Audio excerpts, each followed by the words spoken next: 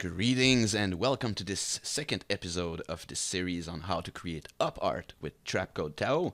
And today we're going to create this kind of a trippy checkerboard textured wormhole using only After Effects and Trapcode TAO. And we're going to look at how to create that step by step. So let me just hop in After Effects and create a new project. So we're going to go along and do that kind of thing. So let's create a new composition, and we're going to make it a square composition. So 1080 by 1080, 30 frames per second. Let's click OK. And let's apply Trapcode TAO on a solid, which we're going to create first. So let's hit Control Y, and let's call this TAO. Now we've got something to apply this effect on, and that's what we're going to get by default. So basically what we're going to do is we're going to create some kind of a cylinder, and we're going to open up one of the tip of the cylinder to create some kind of a funnel effect. So let's just go ahead and do that. I'm going to create a new light we're going to use as an emitter of TAO geometry. So let's hit Control Alt Shift L. That's the same as going under Layer, New, Light. And let's select a spot type of light, and let's call it TAO.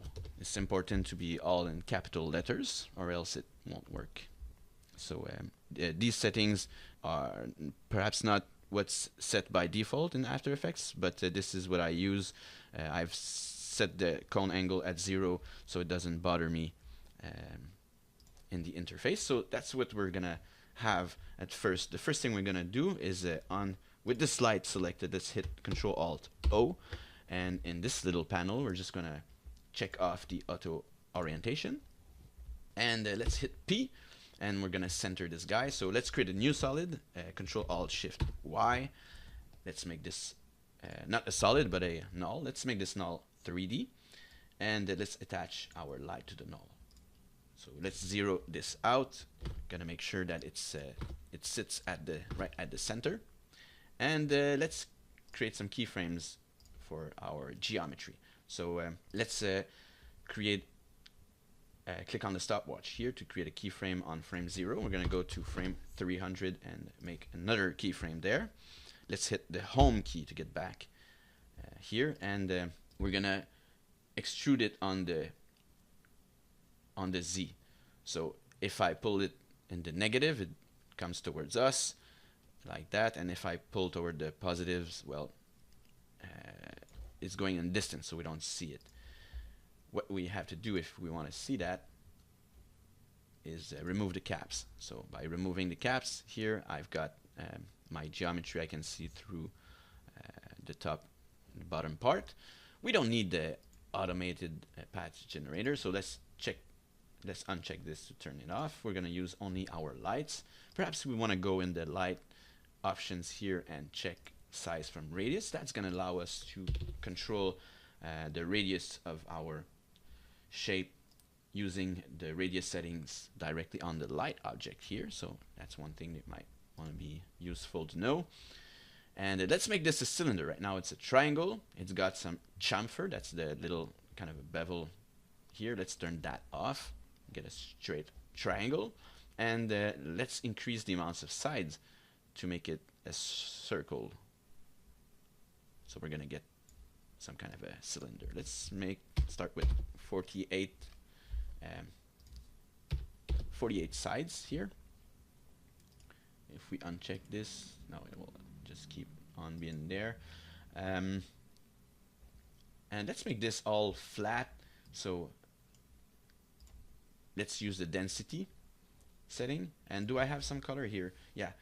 This is the light color. I don't know why I have this kind of color gradient here. I don't have the default one. I wish I knew how to get it back, but this is what I have.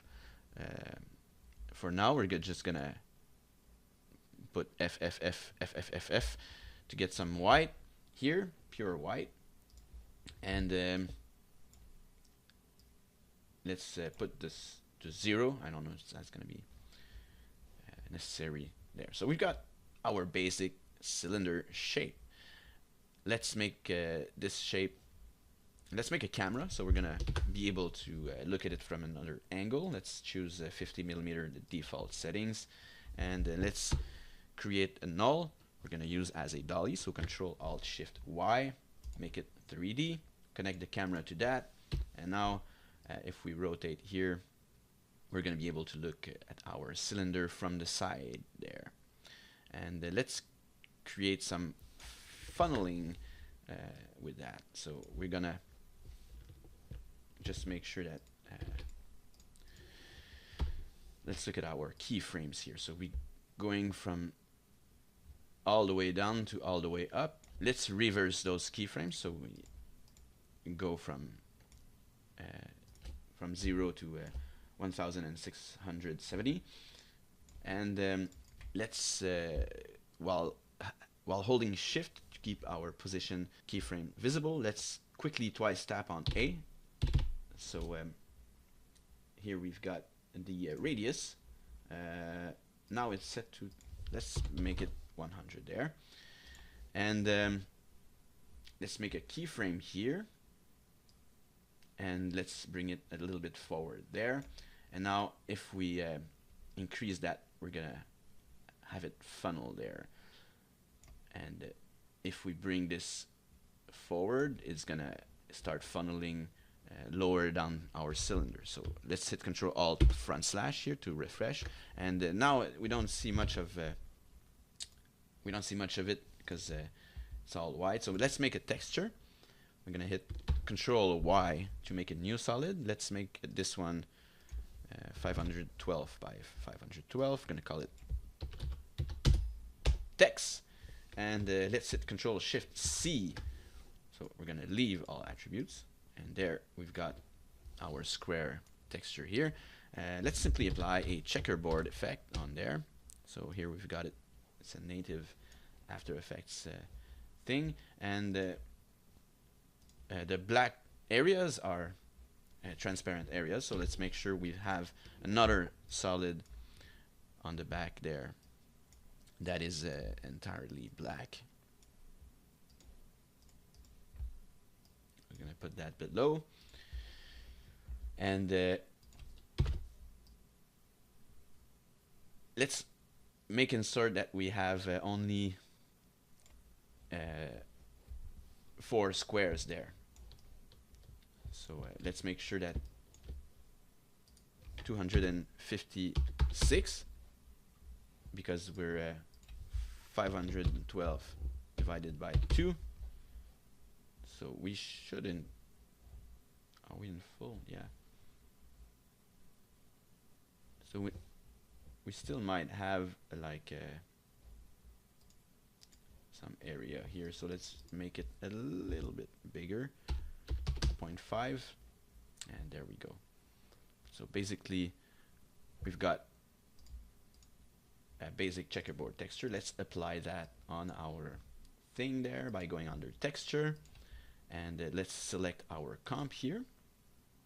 So by default this is what we're gonna get. We've got a X scale here that we can increase. We're gonna bring that around something like 15, and the scale Y, that's gonna allow us to get checkerboard right in there. So let's put something like 10, and there we have our basic funneled thing there. So let's pull back a little. I'm gonna hit C there to switch between the different camera tools, and take the pan back camera tool here so I can zoom out a little bit. And let's make this a little bit more curvy here. So let's go back to our light. I'm gonna hit U here to reveal the keyframes, and we're starting at like something like 500. So this is 500, and this is 100. So in between we've got this interpolation. Let's make those keyframes eased. So I'm gonna right click there, and I'm gonna select Easy Ease, and let's get in the graph mode. So I'm gonna hit on this here, and then we can see the little graphics here. Depending on how you set it before, it's gonna be showing you the speed, or right here, if you click, or the value. So we've got two graphs. Now we're messing around with the values, and we can see the speed in the background. We can turn it off here if we don't want to see the reference. So basically, let's try a curve like that. So let's bring this where it starts at 500, and let's pull the tangent here downwards, and let's hit Control Alt front slash to refresh. So that's making it more gradually, like it starts at 500, and as you see in the curve here, it takes a little while before it gets down to 300 and 200 diameter here. So we can control that with that. Let's bring this a little upwards and refresh. And this one also we can pull it like that.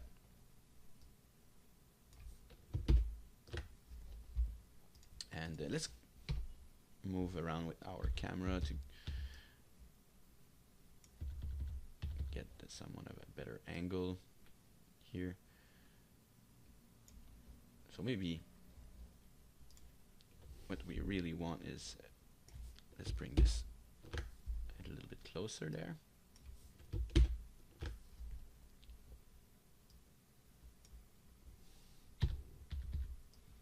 And let's try to go ahead and fill our area here, and we want to get a little bit of perspective to see that this is going down, and then I can move it a little bit upwards with the camera while holding shift if I want to keep it all centered there.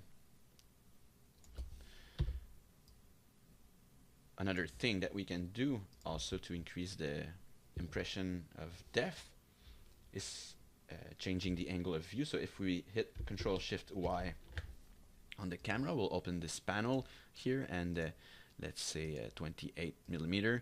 It's gonna have more dramatic perspective effect there, if that's what we are aiming for,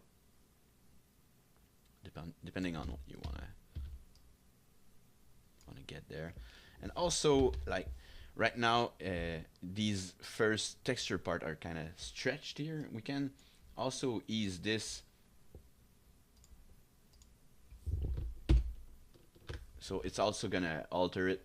Like now we might want to push this further back. So what we're doing now with the position is that we're kind of easing it. If you look at the graph here, we can kind of let's see the speed graph here. It kind of it goes downwards, but it stays it lingers a little bit longer on the top, so it starts slow as it goes down. So this will affect how our geometry gets constructed. So maybe this is a little bit too much. Let's pull this back a little bit until we get the kind of groove that we are aiming for. Let's try to do that. And sometimes you don't have the value, like when we're messing around with the position. I won't be able to get any tangents here. So what I do when I have this issue here is I create an expression slider control there, and the position that I want to, the value that I want to connect to that is the Z value. So I'm gonna just keyframe that from 0 to the same value here. So I'm gonna copy that, Control C, Control V there. Now I've created this on the null, so let's call it height. All right, so it's gonna start from 0 and go to that. So I'm gonna remove the keyframes here, and I want only the Z to be this value. So I'm gonna select this back, lock this down to keep it there, and I'm gonna alt click there on the position, and the first value is gonna be X. So let's make a bracket here, and let's use a pickwick and just select the X. Let's hit comma, and then select the second value here, and then again comma, and then we're gonna pick this one. So the Z is gonna be the slider here, and then we can hit comma again, not comma, but close the bracket.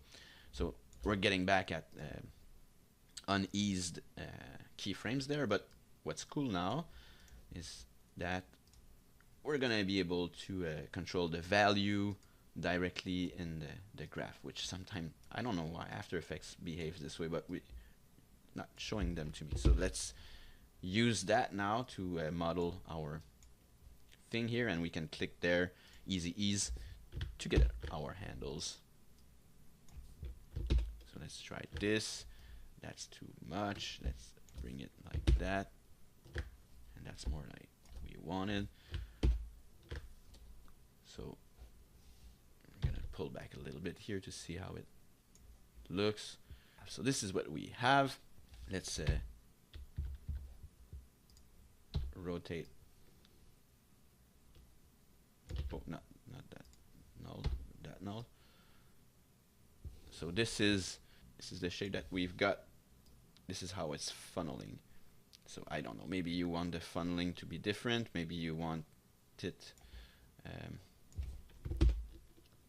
more like that. So let's get back here and let's zoom in and let's pull it up a little. So I think that's not too bad of a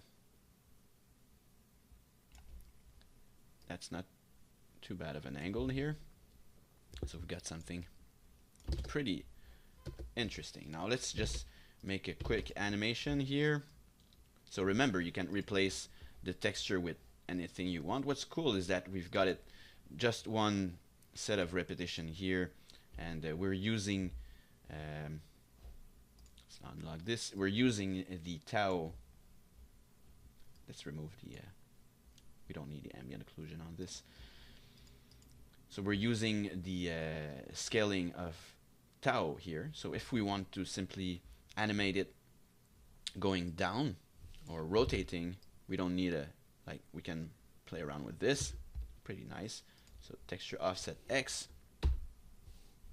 Let's hit U and let's go 90 frames, and let's start by with 1. So if I run that, now it's going upward.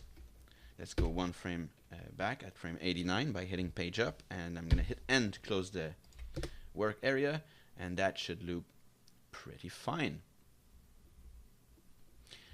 Now we're gonna need perhaps a little bit more geometry than that. As you can see now, it's kind of not in optimal curve here, so we've got like a little bit of angles here. It's because the segments are only 25. Let's increase that, and as we increase that, we're gonna see it's gonna fix itself. So I'm just gonna undo to get back this angle here and increase that, and also we can increase the size here. I'm gonna just multiply this by 2 to keep this ratio here, and I think that we're getting a little bit more quality here. Just find the minimum that you can put, which looks right, and you should be okay with that. Now, if it seems that we've got some aliasing issues now, or it's perhaps not optimal how it, you can see the stairs here on the diagonal lines. So let's go into the texture filter here and set it to linear, which doesn't seem to change much of anything here. So let's get down to the rendering, and let's set the super sample. So doing that will get us a better results in terms of anti-aliasing of our texture. Cool. So now I perhaps just want to play around a little bit more with the curve here, the point where it gets. So let's try to do it like that. Oh, it's gonna be more of a hard cut there. If I do like that, it's gonna be like a bowl, and it goes down. So many different results we can get strictly by playing around with that. So let's try to stretch it like that. It's gonna make it even more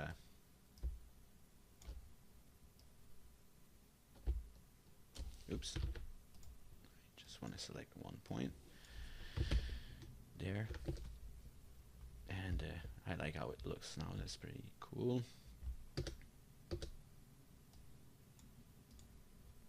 And maybe we remember we also had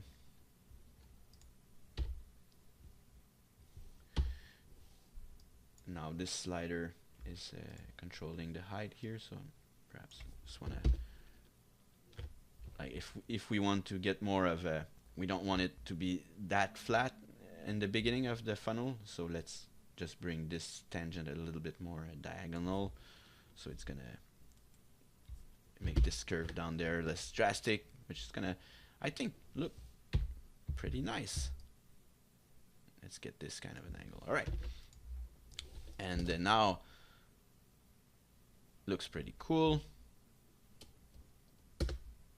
It's easy for us to also make it seems like it rotates in multiple ways. We can do that, and right in the world transform, if we want to rotate the whole scene, we can simply use that.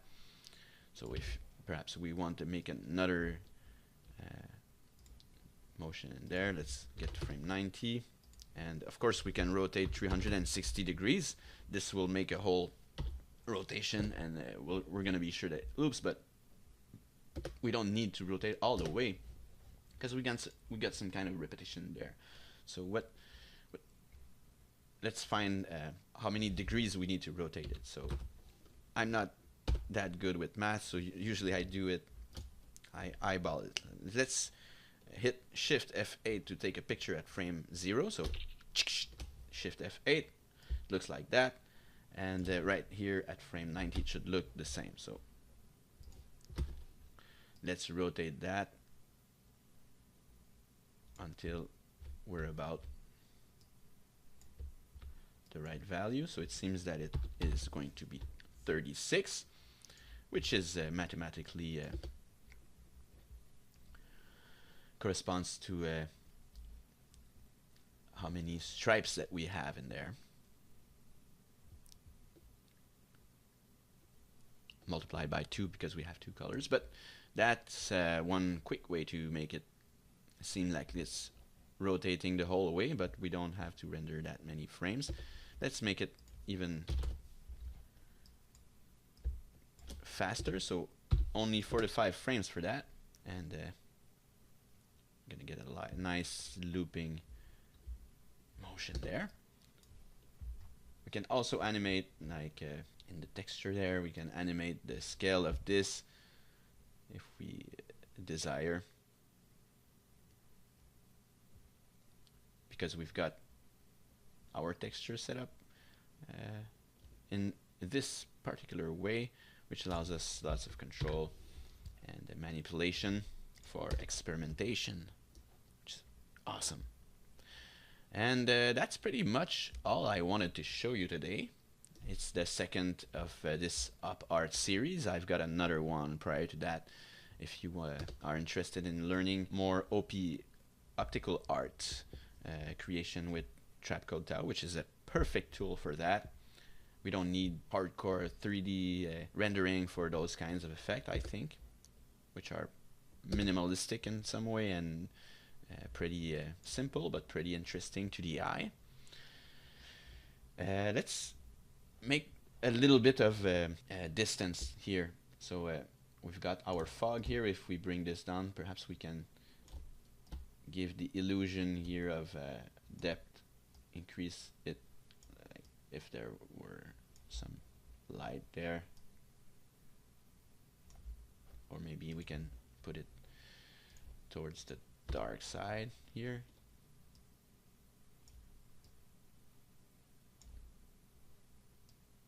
So just by using the visibility here, we can kind of darken the whole the part down the hole there to make it seem I don't know, more obscure down there. So yeah, that's pretty much what I wanted to show you today. I'm gonna have another one of this series on next in a couple of days, so stay tuned, and thank you for watching, and as always, see you next time.